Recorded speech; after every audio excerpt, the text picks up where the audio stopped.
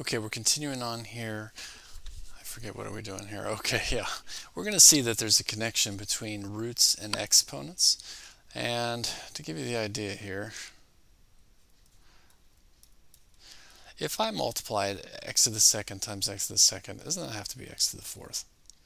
Well, suppose I did x to the 1/2 times x to the 1/2.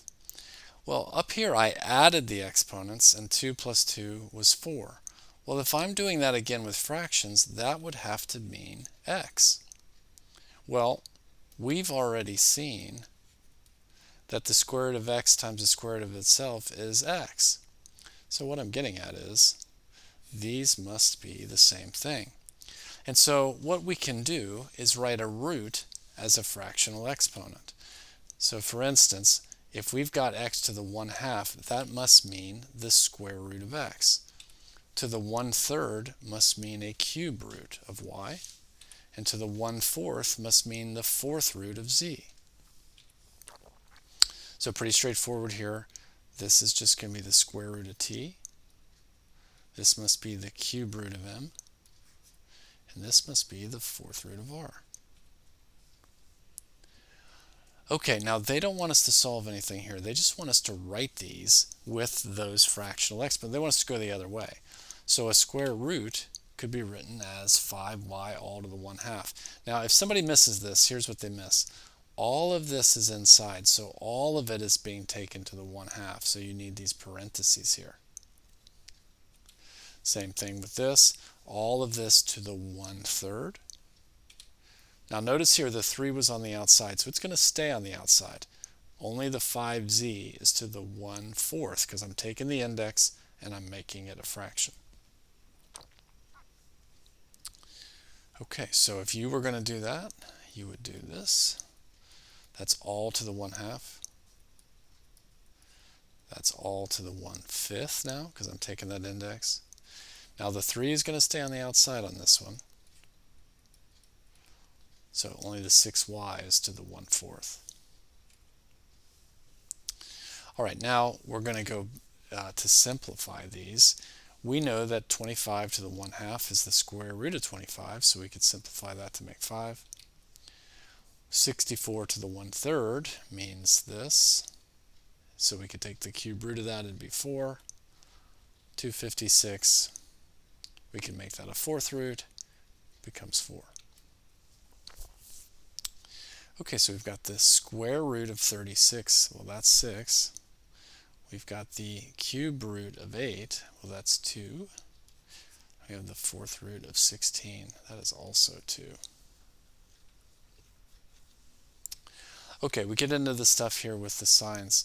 So if you look at A, if I turn this back into a root, that is a even root with a negative underneath. That can't be done. Now they're being tricky with the signs here. This negative is not included in the 1/4, so it's actually this. So this can be done because the negative is actually out front. And so this fourth root of 16 is 2. We get -2.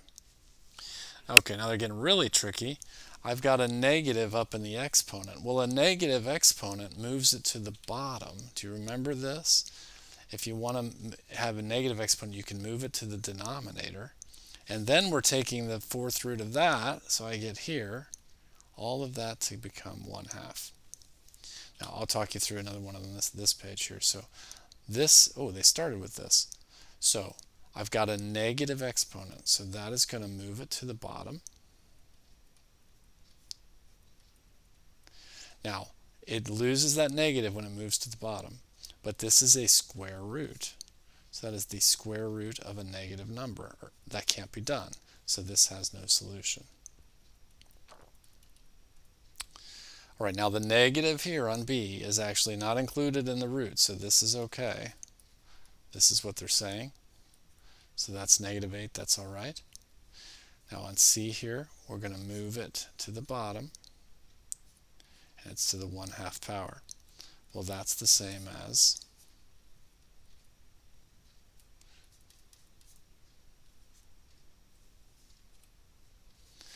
okay, now it's going to get really complicated here.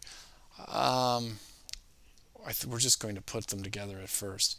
So I have a power inside of there and the fractional exponent. Here's what that would mean. Let's see how they did it. You can't see it very well. So this is what it would mean. Y to the third all to the 1/2. Well, when you take a power to another power, don't you multiply them? Isn't that x to the 6th? So if I multiply 3 times 1/2, do you remember you can just multiply across the top and across the bottom? This is going to be 3/2. So here's what this says. Here's the punchline. Exponents are going to become the numerators, and the roots are going to be the denominator. So let me show you right here. It doesn't matter if the exponent's on the inside or the outside.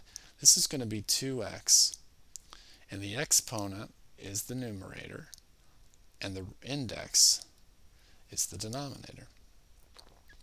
Same thing here on C.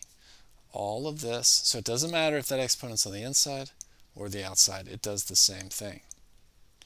So this is all to the 3, so the exponent is the numerator, the root is the denominator. And there we go. Okay, give this a shot, or I'll show you here. So I have x to the 5/2. The exponent's the numerator, the root is the denominator. Just don't forget your parentheses. All of that is being taken to the 3/4. And all of this is being taken to the 5/2. Exponent, numerator, the root is a 2, that's the denominator. Okay, let's see the craziness they have in store for us here. So it is easier. You could do this either way. Like you could use that 2 as an exponent on the inside and do that first, or the outside, but I think it's always easier. I can't think of an exception. We're going to start with the root. So what I mean is we're going to cube root 125 and then square our answer. You see how that's going to get us a much nicer solution. So if we look at 16 here, well, I don't think there's, let me walk you through this one. So the negative is going to move it to the bottom. So I have 16 now to the 3/2. Well, let's do the root first. It's a square root. So I've got 4 now to the third. So I've got 1/64. So they had 32 to the -2/5. Okay, so we're going to move it to the bottom to get rid of the negative exponent. Now we're going to take the 5th root of 32, which happens to be 2. And now we'll do the numerator. Now we'll do the exponent, and it becomes a 4. So 1/4.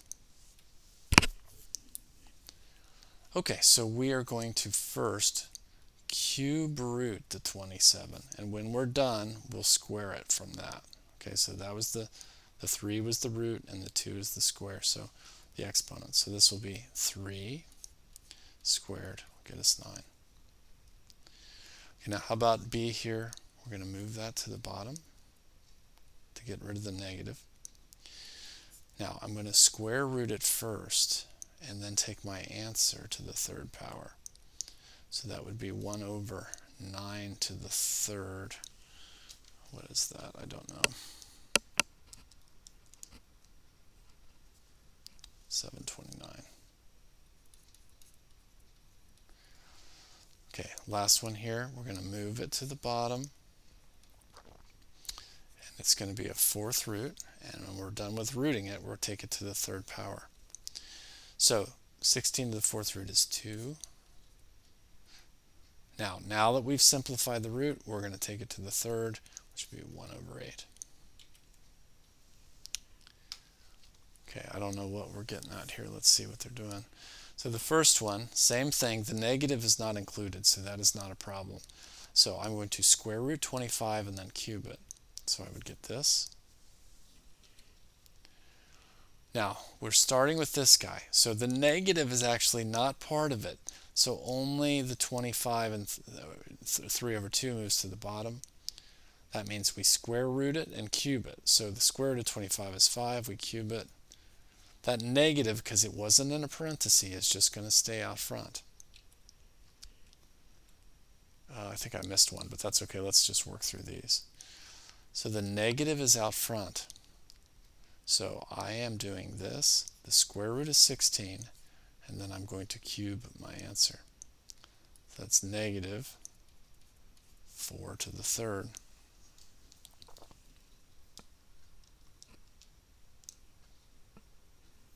So I get negative 64. Okay, now this negative here is not going to go to the bottom because he's not in the parentheses. So I just move that down. Now this is the square root of 16, and then your answer is going to be cubed. So I get negative 1 over 4 to the third, negative 1 over 64. Okay, this is the one I think that got lost in the last one. So first of all, we'd move it to the bottom, and the negative is included. So I've got negative 16 down here to the 3/2. Now we're going to square root that and then cube our answer, but here's the problem. We can't. This is a negative underneath the root, and it can't be done, so no solution. Okay, we've got one more lesson on this topic, but that's how I split it for today. So hopefully that makes some sense.